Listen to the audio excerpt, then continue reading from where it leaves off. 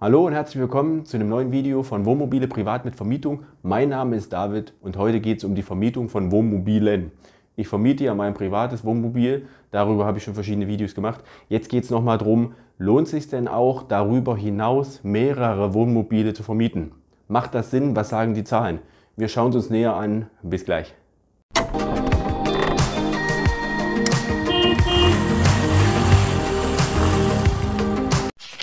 Ja, schön, dass du dabei bist.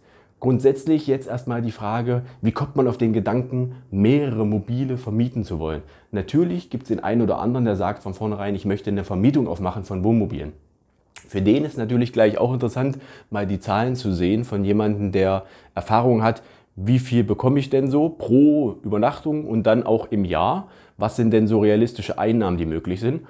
Und für den anderen, wie in meinem Fall zum Beispiel, der denkt sich, ich habe jetzt eine private Vermietung von einem eigenen Wohnmobil, von einem, habe ich auch schon ein paar Videos zu gemacht. Die funktioniert so und so, ich kenne die Abläufe, ich habe die Struktur wie ein Gewerbe, ich habe einen Partner, der das online präsent macht und ich kenne die ganzen Abläufe.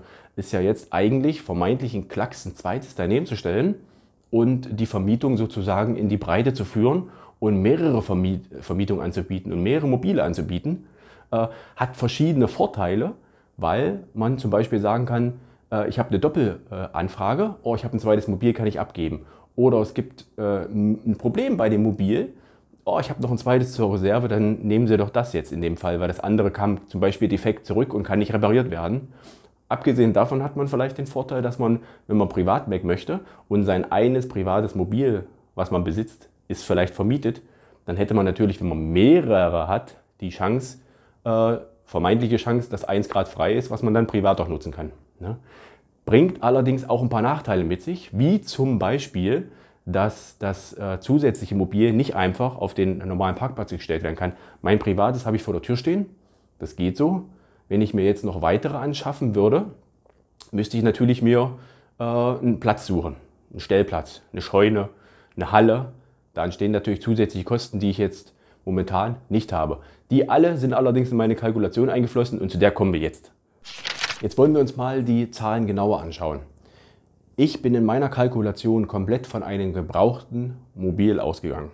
Der Hintergrund ist, dass es meiner Meinung nach als kleiner, privater oder fast privater Vermieter von, ich sag mal, 2, 3, 4 Mobilen fast nicht möglich ist, das irgendwo realistisch zu betreiben mit neuen Mobilen.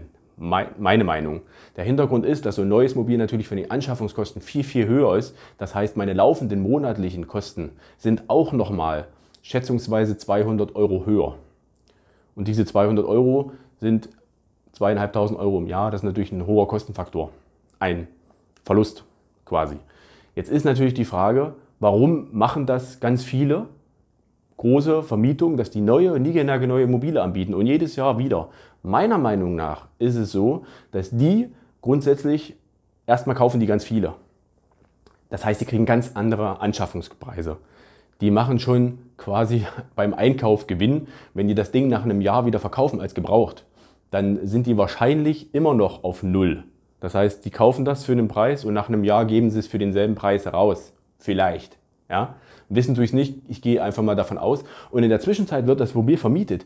Und die Vermieteinnahmen sind ja dann, wenn das so funktionieren würde, mit Ankauf, Verkaufspreis 1, während die zwischendurch die Vermieteinnahmen gewinnen.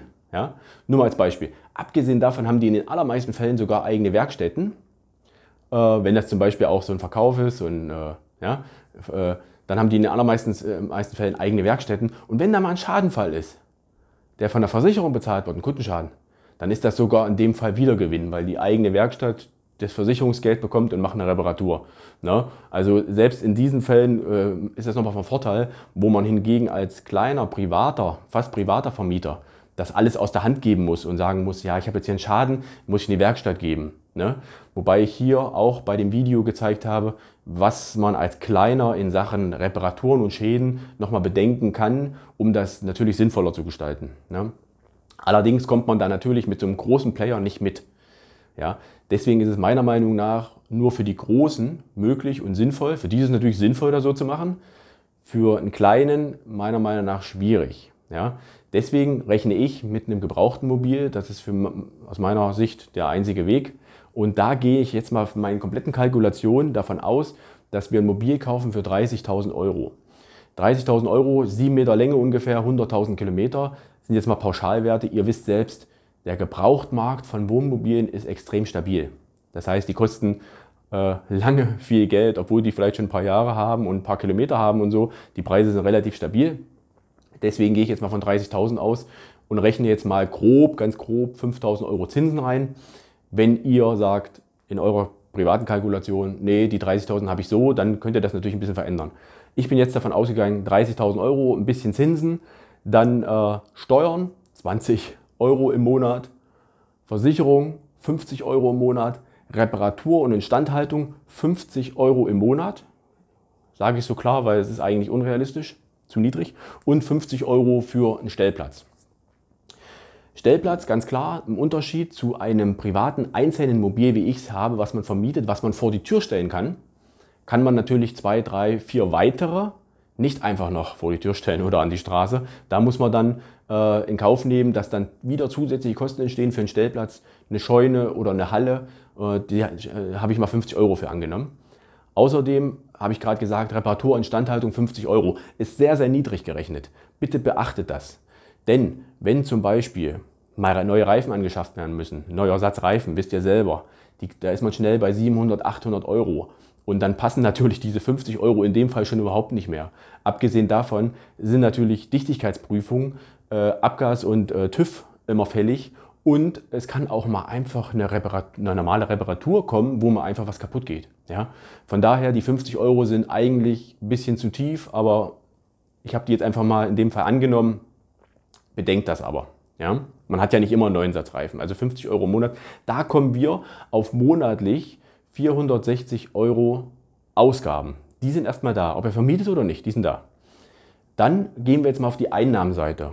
Da ich ja schon Vermieter bin, kann ich sehr gut und sehr realistisch einschätzen, was ist denn möglich. Ich habe 2 Varianten. Einmal die mindeste Variante, die möglich ist, was meiner Meinung nach auf jeden Fall an Umsätzen kommt.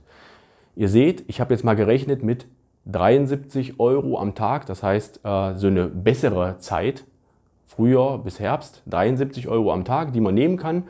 Das ist auch wirklich jetzt klein gerechnet, also mindestens. Also die Preise und die Daten, die Tage, die sind jetzt klein gerechnet. Ne? Und da seht ihr, da kommen wir auf 4.088 von dieser besseren Jahreszeit und von der schlechteren Jahreszeit. Na, Winter habe ich jetzt mal angenommen 55 Euro nur, die wir nehmen die Nacht. Und da kommen wir auf die 1.155 Euro. Zusammen sind das dann ein Gewinn, ein möglicher oder eine mögliche Einnahme von 5.243 Euro, wo allerdings diese 460 Euro monatlich aufs Jahr gerechnet von 5.540 Euro dagegen stehen. Und ihr seht, da haben wir schon einen Verlust. Ein Verlust, der schon da ist, obwohl wir noch nicht unsere ganze Arbeitszeit und unseren Aufwand mit reingerechnet haben. Unsere Arbeitsstunden, die ja dazukommen. Also das sieht schon mal richtig schlecht aus in dem Fall. Jetzt schauen wir uns mal noch die Berechnung an, was realistisch ist oder ein bisschen optimistisch möglich ist. Jetzt kommen wir mal zu einem Bereich der Berechnung, die für die meisten am interessantesten sein dürfte, nämlich die realistische Berechnung der Einnahmen. Ich habe jetzt bei der Berechnung, wie ihr hier seht, die Preise pro Nacht, ja, oder pro Tag, bei Paul Camper, mit denen ich zusammenarbeite, ist es pro Nacht, so gelassen. Die Preise sind auch realistisch. 73 Euro in der Sommerphase und 55 Euro in der Winterphase ist ein Nachtpreis, der wirklich realistisch ist. Da werdet ihr viele Buchungen bekommen. Man kann das anheben. Das ist immer dann so ein Zahlenspiel. Dann werden die Buchungen zurückgehen. Da muss man dann gucken, wo es Sinn macht, weil man natürlich auch Kilometer spart. Ja? Aber in dem Fall haben wir jetzt mal 73 Euro auf 4 Wochen plus 10 Wochen Ferien. Ich habe das alles wirklich realistisch kalkuliert. Was ist in den Ferien los? Da ist wirklich viel los, da wird viel gebucht. Und die Wochen daneben, was sind so Wochen, wo Leute buchen, aufgrund meiner Erfahrung. Und da kommen wir hier hin. Da haben wir 7.154 Euro in der Sommerzeit und 55 Euro pro Nacht Winter. Auch absolut realistisch. Das sind die 3 Wochen Ferien und hier und da mal noch so eine Woche so. Da kommen wir auf 2.310 Euro. Zusammen, seht ihr, habt ihr fast 10.000 Euro Einnahmen und Ausgaben von wie vorhin auch schon gesehen, 5.540 Euro, die verändern sich jetzt ja nicht. Natürlich müsst ihr bedenken, irgendwo, dass wenn das Mobil mehr fährt, wie bei dieser Berechnung, mehr unterwegs ist, habt ihr auch irgendwo einen Wertverlust. Innen wie außen, Kilometer und so weiter. Der Wertverlust ist natürlich irgendwo da, der ist jetzt in dieser Kalkulation aber nicht mit drin. Und jetzt seht ihr schon, wenn wir diese übrig bleibenden 3.924 Euro, der ist ja der Gewinn pro Jahr vor Steuer. Wenn wir die mal durch die 12 Monate teilen, dann habt ihr einen monatlichen Gewinn für die ganze Aktion pro Mobil von 327 Euro. Ja? Da ist natürlich noch zu bedenken, dass da am Endeffekt Jahresende nochmal Steuern gezahlt werden muss. Wie viel kommt auf jeden selbst an, wie viel Ausgaben ihr nochmal erzeugt und wie viel Kosten ihr nochmal habt. Das ist natürlich steuersenkend. Ja? Da habe ich auch in einem Video gesagt, dass es wichtig ist, da mit einem Steuerberater zusammenzuarbeiten. Ist ja klar, wenn man ein Gewerbe hat, macht das Sinn. Aber ihr seht, es kann also Gewinn erzeugen und die Rechnung, die ist jetzt nicht geschönt. Ja, das ist eine realistische Rechnung. Also es ist realistisch möglich, 300 Euro mit so einem Mobil zu erzeugen. Jetzt ist allerdings die Frage, als Fazit von mir und auch meine persönliche Einschätzung, möchte ich, dass ich immer dann arbeite, wenn ich eigentlich privat nicht arbeiten möchte. Und das war der Grund für mich zu sagen, ich mache keine weiteren Mobile. Ich habe diese Berechnung aufgestellt und habe gesehen, das ist möglich. Man kann mit 3, 4 Mobilen 1.000, 1.300 Euro zusätzlich machen. Allerdings ist es erstens so, dass man einen riesen Aufwand hat oder der Aufwand, den man hat, natürlich noch viel problematischer wird. Denn mehrere Mobile nebeneinander zu vermieten, das heißt, die Rückgaben, die kommen ja sehr stark zu selben Zeiten. Sonntag kommen die Leute zurück, Ferienbeginn, Freitag. Meistens Freitag wollen die Leute dann schon das abholen, nach Hause mitnehmen und dann packen und Samstag früh in Urlaub fahren. Ein Mobil, Freitag abholen, ja, kein Thema, kann ich vorbereiten, mache ich klar. 2, auch noch möglich, muss einer um 10 kommen, einer um 12, Beispiel. Aber jetzt stellt euch mal nur kurz vor, kommen 4 Leute, die wollen am Freitag das Mobil holen. Da geht's schon los. Ne? Oder die wollen am Sonntag zurückgeben und du musst ja eine Übernahme machen und dir das alles anschauen, Dokumente ausfüllen.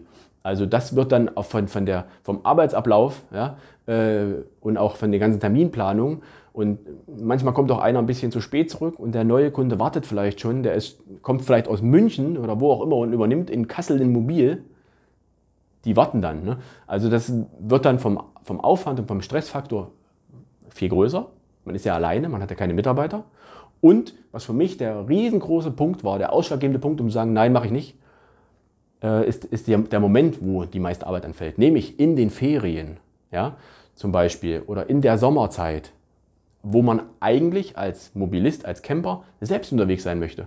Ich habe Kinder, ich bin darauf angewiesen, dass ich in den Ferien nur groß wegfahren kann. Und genau da ist es so, dass du mit den Mobilvermietungen die meisten Umsätze machst und die meisten Kunden zu dir kommen und Übergaben wollen. Das heißt, du kannst das ja nicht von der Ferne erledigen, du musst also da sein. Und damit nimmst du dir komplett deine eigene Freiheit, in Urlaub zu fahren und zu campen. Und das war der Punkt für mich, wo ich gesagt habe, das ist kein Business für mich, das kann ich nicht machen, das bringt mir nichts. Ne? Natürlich muss das jeder für sich entscheiden. Wenn du jemand bist, der viel außerhalb dieser Zeit unterwegs ist, weil du keine Kinder mehr hast, weil du schon älter bist oder wie auch immer, ja, dann ist es natürlich super, weil dann bist du in den Hardcore-Zeiten eh nicht unterwegs. Ja? Dann hast du natürlich die Möglichkeit, in den Ferienzeiten die Vermietung zu machen und außerhalb der Ferienzeiten blockst du dir deine Kalender, wo eh nicht so viel geht und kannst dann schön Urlaub machen. Ne? Das ist, wie gesagt, kommt auf die Situation an. Ich hoffe, ich konnte euch ein bisschen einen Überblick geben, gerade über die Einnahmen, die realistisch sind. Das sind ja Werte, die kann man sich nicht so aus den Fingern ziehen, sondern da braucht man schon mal jemanden, der das irgendwie auf irgendeinem Grund berechnen kann. Hier seht ihr, das ist realistisch, damit könnt ihr arbeiten. Und ich freue mich, wenn ich euch weiterhelfen konnte.